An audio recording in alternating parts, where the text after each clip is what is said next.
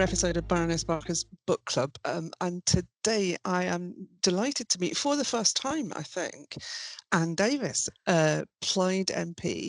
And I want you to say the name of your constituency, because I'm Scottish and my Welsh pronunciation is not so much bad as absolutely dire. So you tell me what's the name of your constituency in Welsh? My constituency is called Caerfyrddin, and when I came up here I in knew that. July, yeah, I was delighted that they had Caerfyrddin down as my constituency and not Carmarthen, which is the English form of the constituency. So I was delighted. Yeah, the rest of us, not so Not much, so. really. Oh dear. Well, Anne, thank you very much for joining me. Like all the MPs, you've been flat out since July. I mean, before, I mean, for the election campaign, and it's coming up Christmas, and that means you get time to read, just some time to yourself to settle down with books. So what we're going to talk about is what are the books that you're really looking forward to? What's the book you'd really like if somebody gave you to read this Christmas? Go on then. A lot of people have been telling me about a book by Rory Stewart, Politics on the Edge. I've had this since July, actually. You must read this. You must read this, because it seems, I haven't read it, so perhaps you have and you know what it's all about. But they tell me that it's really an honest reflection on how Parliament is run, and perhaps what needs to change, or perhaps what needs to be tweaked. But anyway, so I am, if nobody buys me that book for Christmas, I am going to buy that book for myself. And I'm not going to read much before Christmas, over Christmas, because I'll be back home, I'll be back on the farm in the midst of my family, and I just really, really want to spend time with them. I think that's been the big thing for me, is missing my husband, but also the girls and my grandchildren. So I want to go home and spend 2 weeks in my constituency with them. And but certainly I'll be picking up this book. If I haven't been given it for Christmas, I will certainly be buying it for myself. So you've been dropping hints like bricks for everybody. I have to say, I haven't read it, but it's just come out as one of the top loans in the House of Lords Library, and as we all know, the House of Lords Library is infinitely better than the House of Commons Library, but there you go.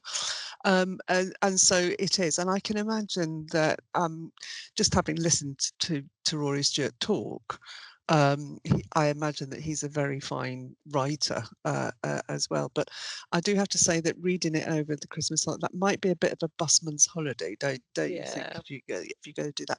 Okay, so what books are you thinking about giving to people?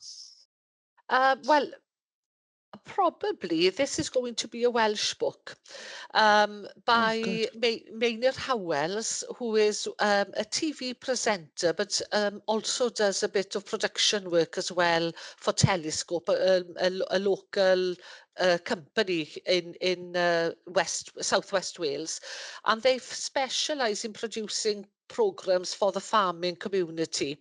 That's what they mainly do. And I think Maynard herself farms, as well as being a presenter on this television series. And she's written a book in conjunction with Andrew Davies, who lives in Llangadog, which is not far from where I live as well. And I want to read that book, but I want to read it, but I also want to give it as presents for people, because we are a family of farmers, and I think Maynard really gets it. She understands the situation that farming is in at the moment. She understands where we need to go with this, and I think it would be a good read, actually. So how she's come from being a farmer's daughter, is married into a farming family, but has had a very successful career alongside farming, and has made everything work, actually, through sheer hard work and being super organised, I would imagine. She also has 2 small children as well. So she's like a superwoman, and very much a role model, I think, for young farmers farming families within our communities. She also, as it happens, lives in my constituency, but right at the Mm. edge. And then we have Andrew, who lives at the other side of the county. So both are local, and I think that book would be a really, really good read for the Welsh community. Okay, both of them non-fiction books, both of Yeah. them very much tied into the job. How about something for a bit of escapism? Are there any, I don't know, are there any Welsh novels that you would really recommend to people? I haven't, to be honest, I tend to go for autobiographies more than Mm, fiction. I don't know why, if I'm honest. I mm, don't know why. Um, perhaps I like to, perhaps it's the human element mhm. of people's lives that I enjoy reading about. And I would really recommend a book that I read a few years ago, but I can still, well, I've still got the book, but I can still s- i- i- remember how I felt as I was reading this book. And this was an autobiography again, really, by Gareth Thomas, who was a huge rugby star with I us. have met him. Oh, he is fabulous. He came out as a rugby league and a rugby union player, union first, and then went to league. Came out as an openly gay rugby player in 2009, and the first man to do that, and the first player actually as well to reach 100 caps with Wales. Um, and what reading through his book, the journey that he went on when he realized he couldn't live this double life anymore, acknowledged perhaps, acknowledged the hurt that he'd caused his wife, Mm, not by choice, but how mhm, things worked, panned out or worked out. And I thought, it takes a big man, a big person actually, to acknowledge your mistakes, say sorry, and then everybody can move on together, can't they? And mm, it was such a well written personal story, and I can still remember how I felt reading it, and I think to mm. to me that's a sign of a really human story and a well written book, really. Yeah.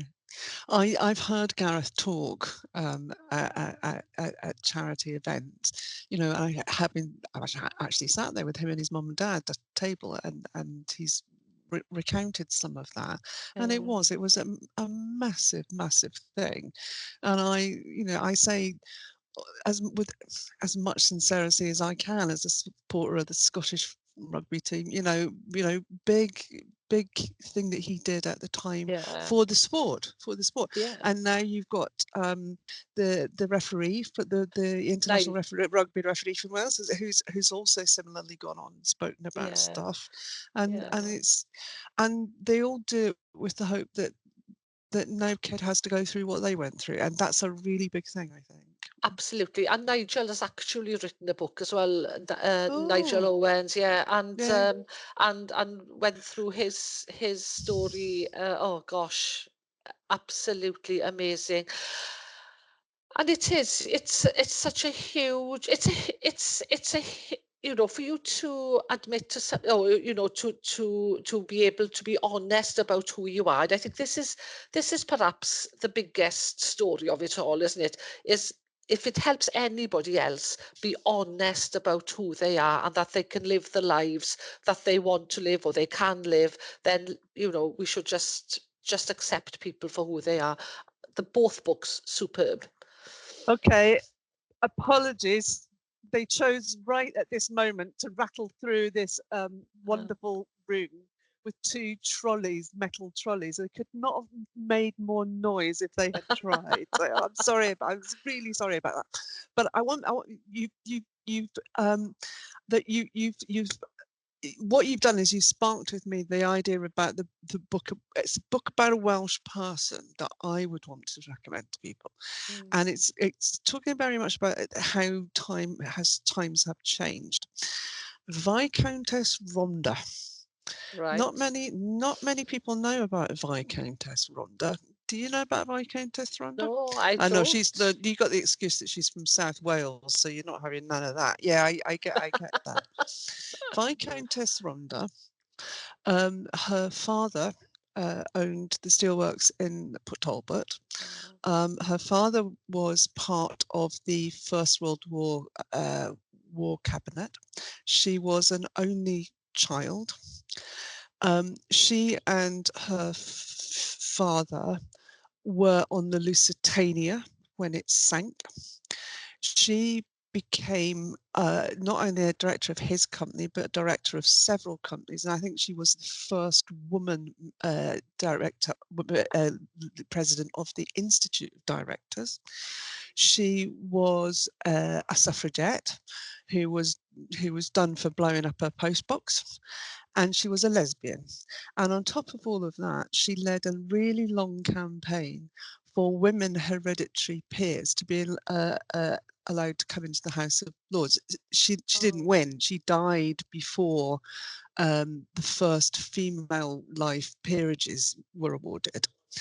But she is remembered. There is a very dramatic portrait of her that hangs in the House of Lords, and she is absolutely an amazing character. She ran a feminist magazine called Time and Tide and stuff. And a few years ago, the Welsh National Opera did a show about her, which a oh. bunch of us went to see, and hardly anybody knows about her. But she really is an amazing character that you should read up about. So that's kind of a bit of work related stuff, but in a slightly different thing. And it's Oh. what I love to do on these book clubs is to get the opportunity to tell people about books that they might have missed, that they might never have heard of, but they might just enjoy a lot. So yeah, so thank you for pointing me towards that.